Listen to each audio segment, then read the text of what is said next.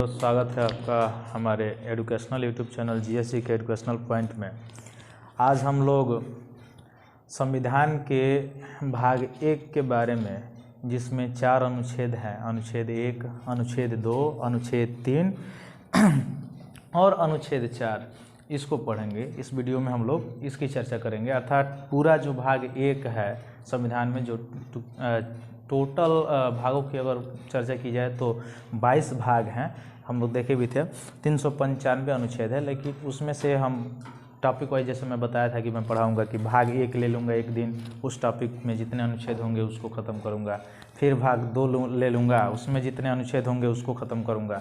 फिर भाग 3 में, ऐसे 22 भाग तक हम लोग पढ़ेंगे और साथ साथ अनुच्छेद भी चलते रहेंगे। तो उसी क्रम में आज हम लोग देखेंगे भाग 1, और भाग 1 में 4 अनुच्छेद हैं। मतलब अनुच्छेद 1 से लेकर अनुच्छेद 4 तक किस भाग में है, तो संविधान के भाग 1 में लिखा गया है। तो संविधान का भाग 1 है क्या, तो संविधान का भाग 1 है संघ एवं इसका राज्य क्षेत्र। यानी भाग 1 का जो संविधान का भाग 1 है उसमें किसका वर्णन किया गया है, संघ और, यानी भारत संघ का मतलब भारत और उसके राज्यों के बारे में चर्चा की गई है। अब इसमें 4 अनुच्छेद हैं। चारों अनुच्छेदों में पहला अनुच्छेद यानी अनुच्छेद 1 में किसकी चर्चा की गई है, तो अनुच्छेद में बताया गया है, अनुच्छेद 1 में, कि भारत राज्यों का समूह नहीं है बल्कि राज्यों का एक संघ है। जो भारत है वह यूनिटी ऑफ स्टेट है, राज्यों का ग्रुप्स ऑफ स्टेट्स नहीं है, ग्रुप्स ऑफ स्टेट्स नहीं है बल्कि यूनिटी ऑफ स्टेट्स है। मतलब राज्यों का एक संघ है और इसी को पूरे संघ को भारत कहा जाता है।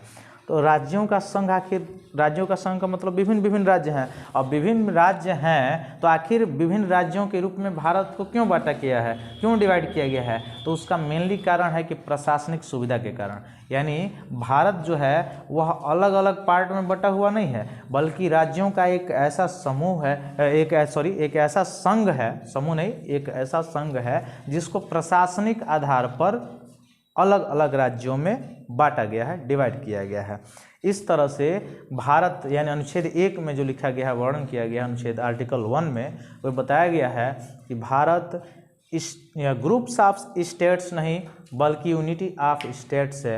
अर्थात भारत राज्यों का समूह नहीं है, अर्थात राज्यों का वह क्या है, संघ है। इसकी चर्चा की गई है अनुच्छेद 1 में। और क्या बताया गया है अनुच्छेद 1 में, तो अनुच्छेद 1 में और बताया गया है कि भारत का जो नाम होगा, चूँकि भारत का जो परंपरागत जो नाम था वह भारत ही था, तो इसके मत में जब सदन में बहस शुरू हुआ तो कुछ लोगों ने जो आधुनिक नाम इंडिया है उसको स्वीकारा और कुछ लोग ने जो परंपरागत नाम था वह भारत, उसको स्वीकारा।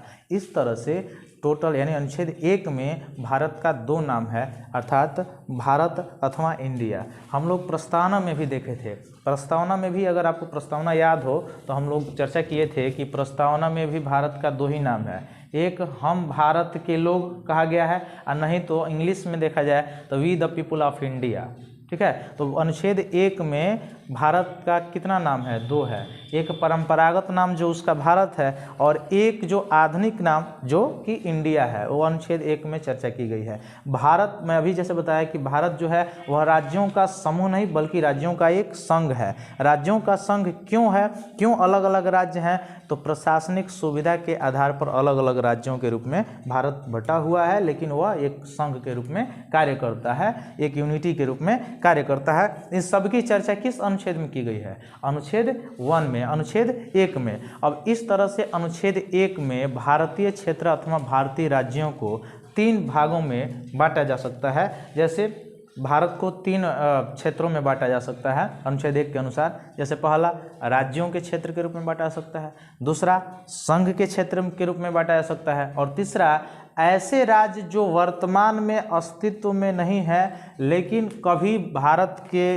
अस्तित्व में आ सकते हैं। जैसे मामला वो वाला POK वाला है, पाक ऑक्युपाइड कश्मीर, पाक अधिकृत कश्मीर। तो वह, यह सबको पता है कि भारत के एक अभिन्न अंग है, भारत सरकार ने उस पर निर्णय दिया, लेकिन उस पे सीट जो रखी गई है जम्मू कश्मीर के लिए विधानसभा के, जो संरक्षित की गई है, इसलिए रखी गई है कि भविष्य में कभी जब भी वो हमारा हो जाएगा, जो POK है, तो ऑलरेडी उसमें भी विधानसभा के चुनाव जैसे जम्मू कश्मीर में कराए गए वैसे उसमें भी कराए जाएंगे। तो भारत को अनुच्छेद 1 के अनुसार अर्थात इंडिया को 3 क्षेत्रों में बांटा जा सकता है। पहला राज्यों के क्षेत्र में, दूसरा संघ क्षेत्र में, और तीसरा ऐसे क्षेत्र जिन्हें किसी भी समय भारत सरकार द्वारा भारत में मिलाया जा सकता है।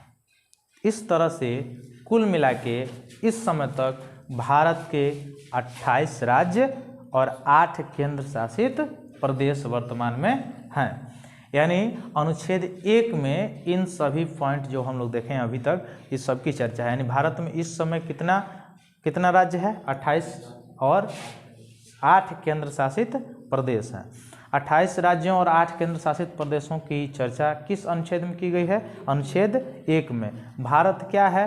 तो यूनिटी ऑफ स्टेट्स मान राज्यों का संघ है। किस में चर्चा की गई है? अनुच्छेद 1 में। भारत का नाम का जो चर्चा है वो किस में किया? अनुच्छेद 1 में ही। यानी एक तो परंपरागत नाम जो कि भारत था और एक आधुनिक नाम जो कि इंडिया है, तो दोनों की चर्चा अनुच्छेद 1 में ही की गई है। और 28 राज्य और 8 केंद्र शासित प्रदेशों की चर्चा भी अनुच्छेद 1 में ही की गई है। इसी में बताया जाता है कि 28 राज्यों में, अगर क्वेश्चन इसे रिलेट करें, 28 राज्यों में सबसे ज़्यादा जनसंख्या वाला जो राज्य है उत्तर प्रदेश है।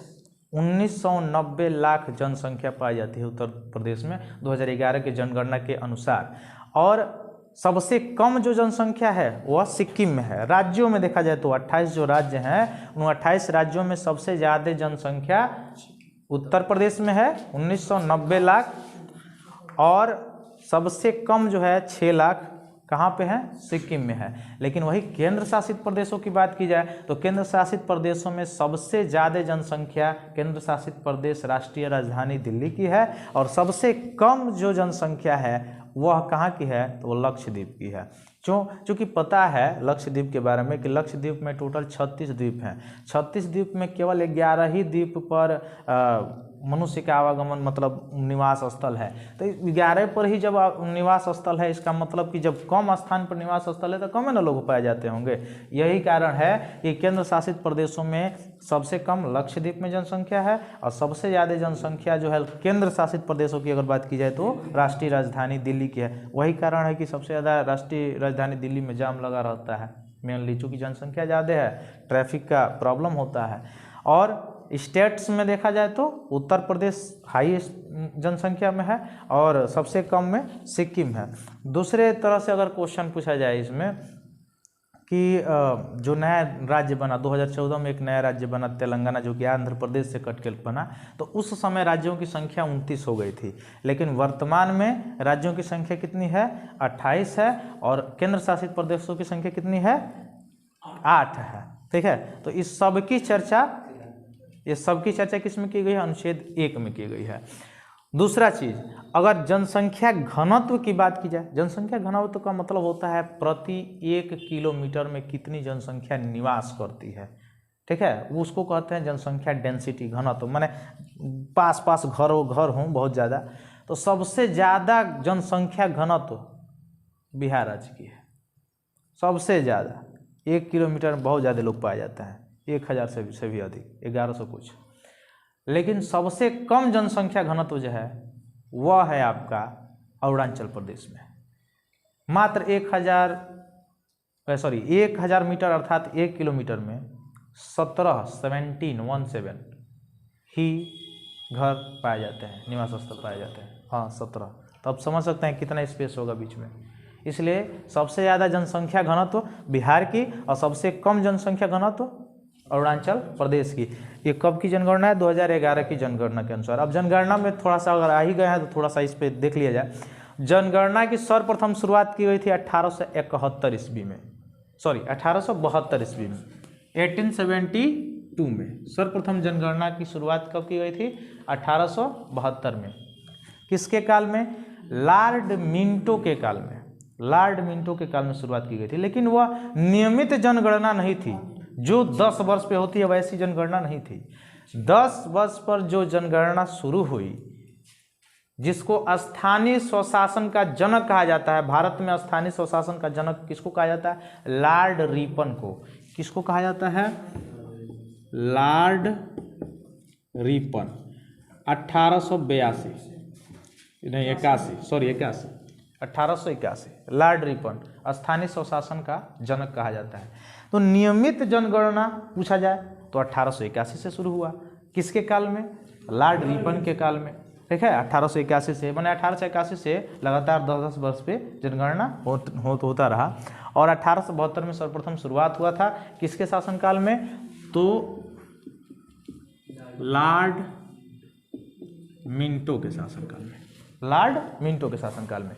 लेकिन स्वतंत्र भारत की पहली जनगणना, स्वतंत्र भारत की अगर पहली जनगणना पूछी जाए तो ये इससे ही पता चल जाएगा, क्योंकि 81 में जब हुआ था तो उसके आगे 91 में होगा, 10-10 वर्ष पे होता है।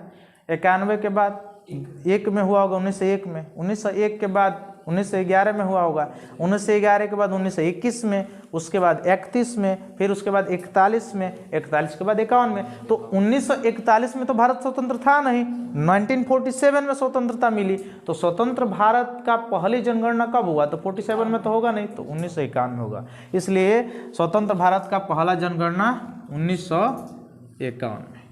ठीक है, और पूछा जाए कि कौन जनगणना चल रहा है, तो 7वीं अभी चल रहा है। ठीक है, 7 जनगणना हो चुके हैं। तो ये था जनगणना से संबंधित। लेकिन अनुच्छेद 1 में क्या क्या टॉपिक था आप लोग देख चुके। अब देखेंगे हम लोग अनुच्छेद 2। अनुच्छेद 2 में अगर हम देखेंगे तो आगे देखें,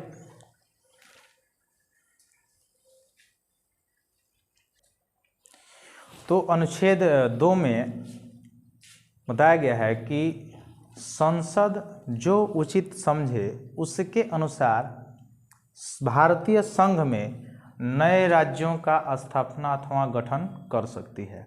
यानी अनुच्छेद 2 में वर्णन किया गया है कि नए राज्यों की स्थापना अथवा गठन करने की शक्ति दी गई है अनुच्छेद 2 के अनुसार संसद को। लेकिन यह नए राज्य कौन होंगे? क्या ये नए राज्य भारतीय राज्य होंगे अथवा कोई अन्य राज्य होंगे? तो देखिए इसको स्पष्ट कर लीजिएगा, बहुत ज़्यादा क्वेश्चन पूछा जाता है अनुच्छेद 2 से, क्योंकि कन्फ्यूजनल हो जाता है। अनुच्छेद 2 में यही है कि भारत में नए राज्यों का प्रवेश अथवा नए राज्यों का गठन। लेकिन वह जो नया राज्य बनेगा वह क्या भारत का ही अंग पहले से था या किसी दूसरा अंग है? नहीं, यह भारत का अंग नहीं था। यानी अनुच्छेद 2 में ऐसे राज्यों का गठन किया जाएगा जो पहले भारतीय संघ के अंग नहीं थे या भारतीय संघ में शामिल नहीं थे, किसी दूसरे तरह से, जैसे पीओके है या अलग चीज़ है। तो वह अगर भारत में शामिल होना चाहता है तो किसके तहत? अनुच्छेद 2 के तहत शामिल होगा। किसमें? भारतीय संघ में। तो भारतीय संघ में ऐसे राज्यों का गठन अथवा स्थापना करने की शक्ति जो कि भारतीय राज्य अथवा भारतीय संघ के कभी हिस्से नहीं थे, माने कभी हिस्सा नहीं हुआ है, और वह शामिल अगर हो रहा है भारत में, तो किसके अनुसार? अनुच्छेद 2 के अनुसार वह भारतीय राज्य में शामिल हो सकता है। लेकिन कौन करेगा इसको? संसद कर लेगी। पार्लियामेंट हाउस, पार्लियामेंट हाउस में कौन? लोकसभा से राज्यसभा से दोनों से बहुमत पारित करा के उसके बाद से इसको संशोधन करके तब शामिल किया जाएगा। लेकिन वही अनुच्छेद जो 3 है, आर्टिकल जो 3 है, उसका भी यही चीज़ है कि नए राज्यों का संघ में प्रवेश अथवा गठन या नए राज्यों का सीमा बढ़ाना या उनका सीमा कम करना अथवा नए राज्य का स्थापना करना अथवा नए राज्यों को विलीन करना। लेकिन वो कौन से राज्य? वह पहले से ही भारत के राज्य थे, उनके बारे में चर्चा की गई है। देखिए यहाँ 2 चीज़ें हैं। अनुच्छेद 2 में ऐसे नए राज्य का गठन जो पहले भारत के हिस्सा नहीं थे, भारत के राज्य नहीं थे। लेकिन अनुच्छेद 3 में ऐसे राज्य जो भारत के ही कहीं न कहीं हिस्सा हैं और उसको अगर नया राज्य कहीं बनाया जा रहा है तो अनुच्छेद 3 के तहत बनाया जाएगा। जैसे तेलंगाना बनाया गया, तेलंगाना किस राज्य से कट के बना? आंध्र प्रदेश से। या जैसे आपका बना छत्तीसगढ़, मध्य प्रदेश से कट के बना। या जैसे आपका झारखंड बना बिहार से कट के, या उत्तराखंड बना उत्तर प्रदेश से कट के। तो ये जो राज्य कट के बने वह किस अनुच्छेद के तहत? अनुच्छेद 3 के तहत, 2 के तहत नहीं, क्योंकि पहले से भारत संघ में शामिल थे। अब इनको नया राज्य के दर्जा जब मिला, नया राज्य का दर्जा जब दिया गया या गठन किया गया, स्थापना की गई, तो किस अनुच्छेद के तहत हुआ होगा? अनुच्छेद 3 के तहत। लेकिन कभी जो गोवा था, वह गोवा, भारत स्वतंत्र हो गया था 1947 में, लेकिन गोवा पर पुर्तगालियों का शासन था। वह भारत में जब विलीन हुआ बाद में, बाद में विलीन हुआ। इसका मतलब ये है कि 1961-62 के आसपास, तो 61-62 के आसपास जब भारत में वो शामिल हुआ, तो चूँकि भारत तो 1947 में स्वतंत्र हो चुका था, तो उसको किस अनुच्छेद के तहत शामिल किया गया होगा? वह अनुच्छेद 2 के तहत, क्योंकि वो भारत का हिस्सा उस समय नहीं था। और पूर्ण राज्य का दर्जा मिला गोवा को 1987 में। गोवा को पूर्ण राज्य का दर्जा कब मिला? 1987 में। तो अनुच्छेद 2 अनुच्छेद 3 दोनों समझ में आ गया होगा। अनुच्छेद 2 का मतलब ऐसे राज्यों का गठन अथवा स्थापना किया जाएगा जो भारत के राज्य के हिस्से नहीं थे। और अनुच्छेद 3 का मतलब भारत के ही किसी अन्य राज्य की सीमा को बढ़ाना, उसके क्षेत्र को घटाना, उसके क्षेत्र को बढ़ाना, या उनके सीमाओं में परिवर्तन करना, अथवा उनके नामों में परिवर्तन करना। जो राज्यों के नाम में परिवर्तन होते हैं, जैसे उत्तर प्रदेश है, अब उत्तर प्रदेश का नाम अगर चेंज करना हो, अवध प्रदेश करना हो, तो अवध प्रदेश करना हो तो किस अनुच्छेद के तहत? अनुच्छेद 3 के तहत परिवर्तित किया जाएगा। तो नए राज्यों का गठन, उनका सीमा बढ़ाना, उनका सीमा घटाना, उनका नाम बदलना, ये सब जो चेंजिंग होंगे, जो बदलाव होंगे, वह किस अनुच्छेद के तहत होंगे? अनुच्छेद 3 के तहत इसका बदलाव किया जाएगा। ठीक है। तो अनुच्छेद 2 का मतलब ऐसे राज्यों का भारत संघ में शामिल होना जो भारत के हिस्से नहीं थे। और अनुच्छेद 3 का मतलब भारत के ही ऐसे राज्य जो भारत में थे लेकिन उनके सीमा को बढ़ाना, सीमा को घटाना, एक नए राज्य का निर्माण करना, स्थापना करना, अथवा उनके नाम में परिवर्तन करना, ये सब जो है अनुच्छेद 3। जैसे मैसूर पहले नाम था कर्नाटक का, कर्नाटका का पहले नाम मैसूर था।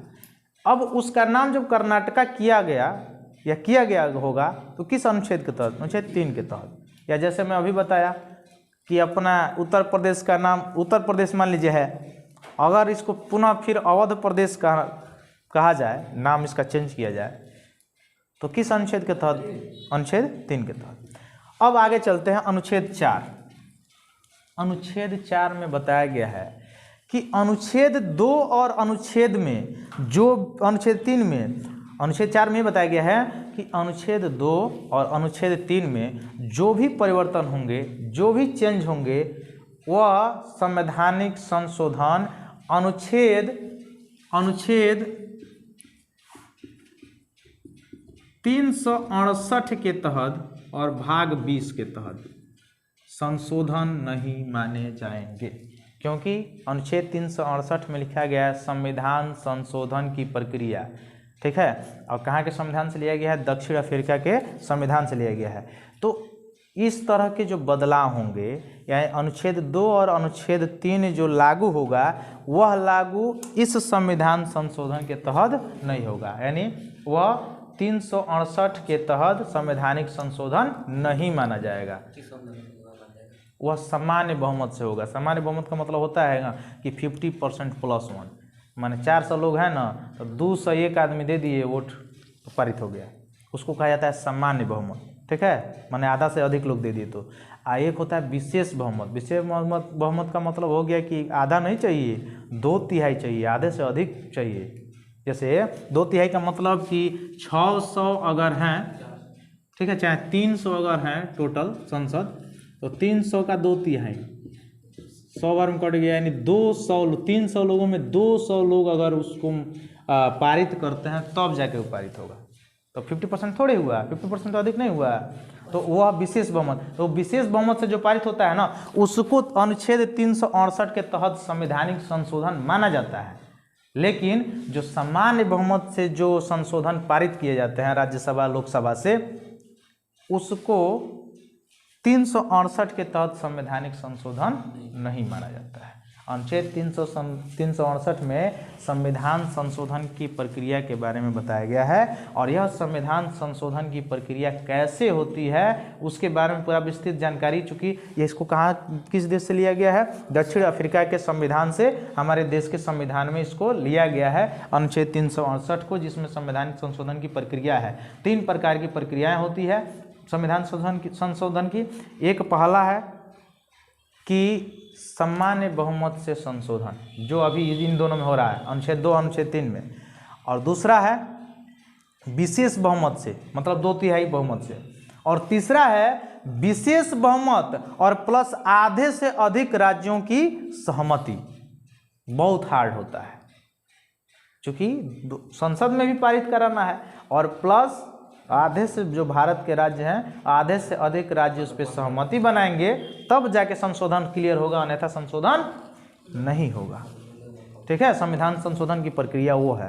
तो इससे क्या हुआ, अनुच्छेद 4 में क्या वर्णन किया गया है, अनुच्छेद 4 में बताया गया है, यानी आर्टिकल 4 में बताए गए हैं कि अनुच्छेद 2 में जो चेंज हुआ, जो परिवर्तन हुआ, या अनुच्छेद 3 में जो परिवर्तन हुआ, उस परिवर्तन को, उस संवैधानिक संशोधन को अनुच्छेद 368 के तहत संवैधानिक संशोधन नहीं माना जाएगा। यह इसमें अनुच्छेद 4 में वर्णन किया गया है। यह है भाग 1 और आर्टिकल 1 से लेके 4 तक, मान अनुच्छेद 1 से लेके 4 तक। तो भाग 1 में 4 ही अनुच्छेद हैं, अनुच्छेद 1, अनुच्छेद 2, अनुच्छेद 3 और अनुच्छेद 4, जो कि हम लोगों ने अभी तक पढ़ा है। आगे जो भाग 2 है उसमें नागरिकता के बारे में, सिटीजनशिप के बारे में चर्चा किया गया है। उसमें अनुच्छेद है अनुच्छेद 5 से लेके अनुच्छेद 11 तक। अनुच्छेद 5 से अनुच्छेद से 11 वही आया था 2019 में, CAA, सिटीजन अमेंडमेंट एक्ट, नागरिक संशोधन अधिनियम भारत सरकार द्वारा लाया गया था। तो उसके बारे में हम लोग अगले वीडियो में चर्चा करेंगे। उसमें हम लोग पढ़ेंगे भाग 2, और भाग 2 में पढ़ेंगे अनुच्छेद 5 से लेके अनुच्छेद 11 तक। और उससे भी इम्पॉर्टेंट आगे पढ़ेंगे हम लोग भाग 3। भाग 3 में हम लोग पढ़ेंगे अनुच्छेद 12 से लेकर 36 तक, जिसमें हमको फंडामेंटल राइट्स दिया गया है, जिसमें हम लोगों को मौलिक अधिकार दिया गया है कि हमारा क्या क्या मौलिक अधिकार है, उसकी चर्चा की गई है। और मौलिक अधिकार हमारे देश के संविधान में लिया गया है अमेरिका के संविधान से। कहाँ संविधान से? अमेरिका के संविधान से। तो उम्मीद करते हैं कि आप लोगों को ये सारे टॉपिक बिल्कुल अच्छे तरह से समझ में आ गया होगा। इससे संबंधित जितने भी क्वेश्चन होंगे, आप कहीं भी किताब में यहाँ तक जितना हम पढ़ाए हैं या बताए हैं, जानकारी प्राप्त कराए हैं, बिल्कुल जाके टेस्ट यूज कर सकते हैं और संबंधित क्वेश्चन बिल्कुल पूछे जाते हैं। इसी तरह आगे हम लोग अगले क्रम में जो मैं बताया हूँ उस पर वीडियोज़ बनाए जाएंगे पॉलिटी के।